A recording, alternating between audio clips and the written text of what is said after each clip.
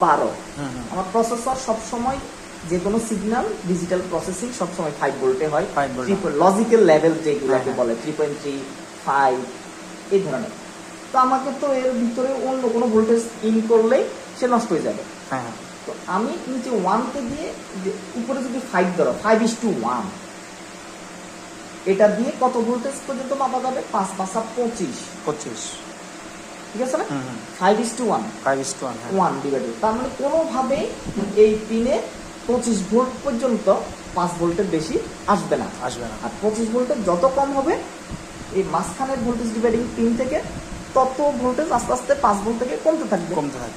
আমার প্রসেসরটা এটা একটা কি অ্যানালগ সিগন্যাল না? অ্যানালগ সিগন্যাল হিস্ট্রিটা বুঝতে পারছো?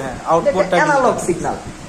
ইনপুট আমি 25 থেকে কমতেছি, এখানে 1 কিলো ওহম রেজিস্টারের আউট অ্যাক্রসে আমি 5 ভোল্ট থেকে ধীরে ধীরে কম পাচ্ছি। তাহলে এই সিগন্যালটাকে নিয়ে আরডিনোর অ্যানালগ যে কোনো পিনে লাগাই দিব। আমি লাগাইছি A0 তে লাগাইছি। ওকে, তাহলে আমার কোডিং এ এই থেকে এই তারটা A0 তে লাগানো আছে এবং প্রসেসরের ভিতরে কোড দেওয়া আছে A0 থেকে কি সিগন্যাল আসতেছে, কত কমতেছে 5 ভোল্টের রেসপেক্টে গুণ তাকে আরো 5 গুণ বাড়ায় দাও। এটাই তার ভোল্টেজ। এখানে আসতেছে 1 ভোল্ট গুণ 5 আসতেছে 5 ভোল্ট, এখানে 5 ভোল্ট গুণ 5 আসতেছে 25 ভোল্ট। এই হিসাবটা ওখানে কিন্তু যে তোমাদের বইতে এই সূত্রগুলা দেওয়া আছে।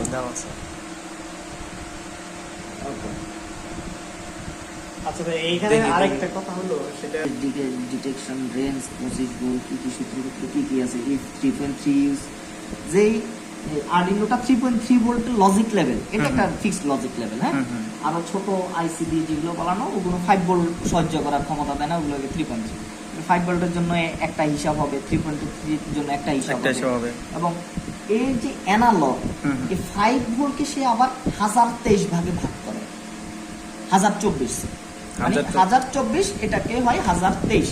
0 to 1023 মানে কত? 1024 1023 দ্বারা ভাগ করে, এত ভাগে ভাগ করে।